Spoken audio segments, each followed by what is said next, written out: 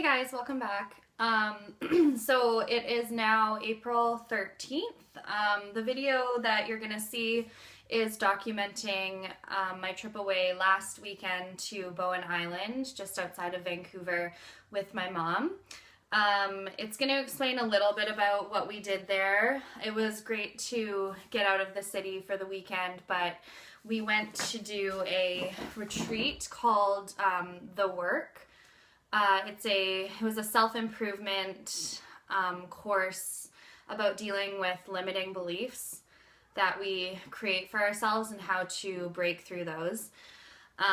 So I was super excited to head out and do that, especially to be able to do that with my mom. So that was super cool.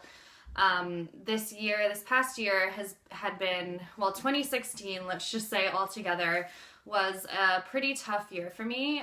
Just emotionally, I went through a lot, and it caused me to really kind of reach out for anything that I could that would help me improve my quality of life, which I think a lot of people go through in their late-ish, even their early 20s, but it can go on much later in life. And I kind of grew a lot this year and figured out who I was and why I was acting in the ways that caused me pain, and manifested some pretty negative things and outcomes, and how I worked past that this year. But I just wanted to give you a little bit of a recap about what we did in the course, because I wasn't able to film any of the sessions or anything, obviously, and also I just wanted to be fully present and be there while the weekend was happening. So the idea behind the work is, like I said, transforming limiting beliefs. So basically working with your mind to create new neural pathways about how to deal with stressful situations. So I'm going to link below the work, links to the work, the website. BYRON Katie is the person who created it, and she is pretty brilliant. The course was led by someone who had done a course with her. So it wasn't BYRON Katie who was leading it, but the woman who led us through was amazing. So to begin, she had us think of a question that was causing us some stress in our lives. So it could be anything from, this person doesn't like me, let's say. And then you write that belief down, so-and-so doesn't like me, and you ask yourself 4 questions. So the first question, is this true? You say, let's just say for argument's sake, yes, this person doesn't like me. This is true. Then the second question you ask is, can you absolutely know this is true? No, you can't really for sure know unless they've told you, I don't like you. So let's just say that you've made this assumption that this person doesn't like you. So you say, no, this can't absolutely be known as true.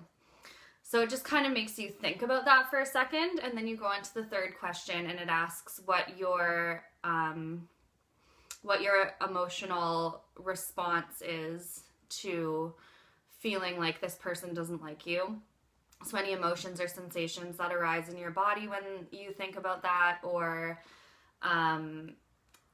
how you treat yourself when you believe that this person doesn't like you, and what it would be like if you really believe this, what kind of do you manifest in your life? So it kind of gets you to wrap your mind around that. And then the fourth question, once you've gone through, asks you, what would you act like if this belief was not true, if you knew it not to be true? So it makes you think about the kind of weightlessness you would have without this issue. It seems really simple, honestly. When I first did it, I was like, that's it, really? We're just asking ourselves questions that, I already know this, duh. But when you actually go through the process and write it all out and really think about it, it does make you think in a different way, because we're so programmed to immediately believe that the stories that are going on in our head. So if someone walks down the hall and doesn't smile at me, I'm like, oh shit, they don't like me. This whole track starts playing, and we just don't question it.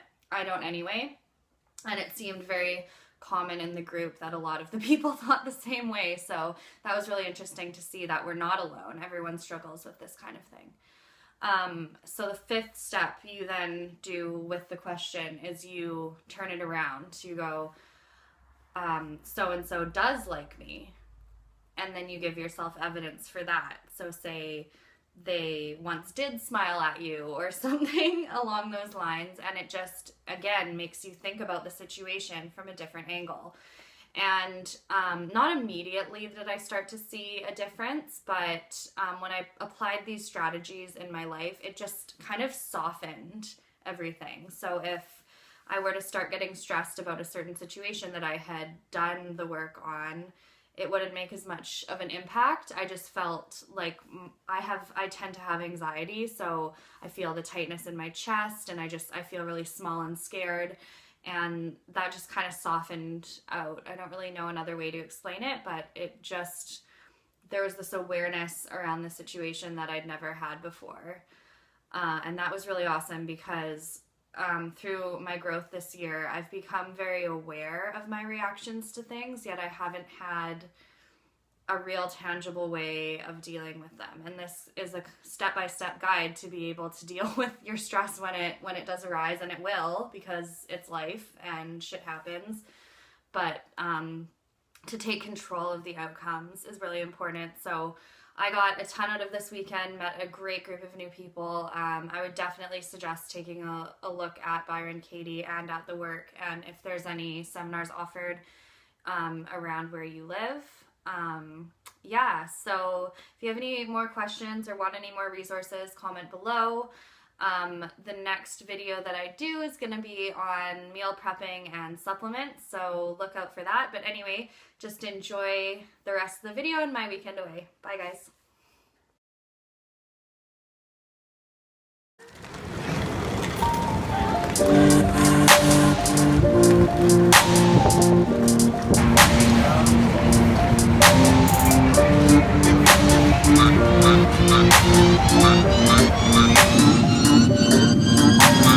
Once I was 7 years old, my mama told me, go make yourself some friends or you'll be lonely. Once I was 7 years old.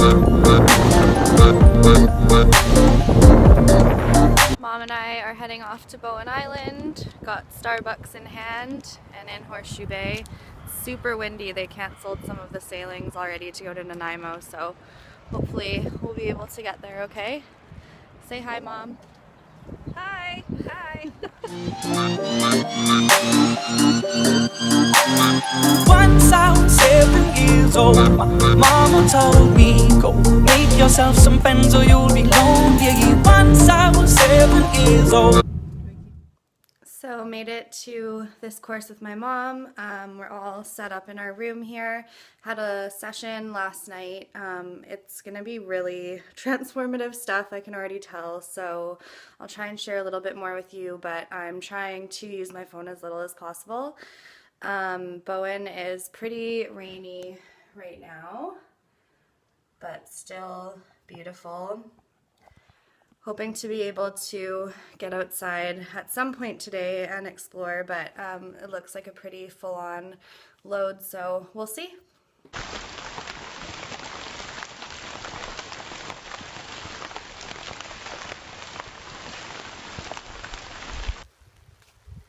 labyrinth. There's only one way out. Hey, so I made it to the gym for a quick little workout while our course was on an hour break. This gym was super cute on Bowen Island, and I got a pretty good quick workout in. This is such a cute little gym. Here's my workout.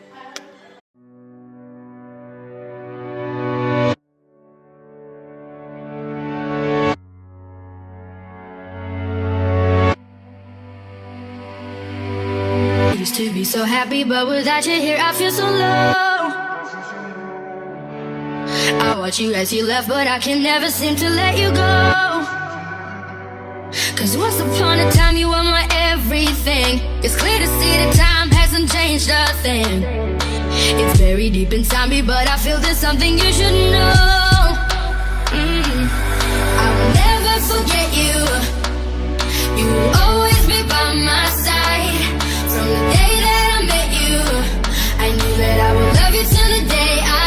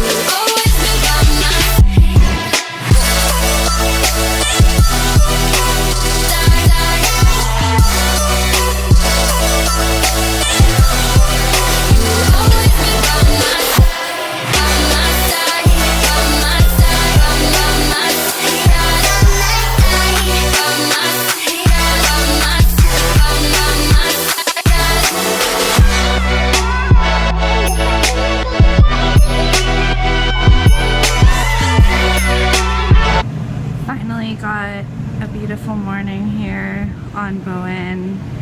You can see some sun through the trees. This isn't showing very well, but super nice exposure. This is our house for the few days. This wood cabin out in the middle of the woods. It was pretty awesome. It's really bright out, sorry. So this retreat was based around this, I want to say this work called The Work, but basically it was transforming limiting beliefs. So a lot of the assumptions that we make in our minds before we actually get to process a situation cause us to have certain emotions and a lot of stress surrounding situations. And the work is what it's called, gives us tools to deal with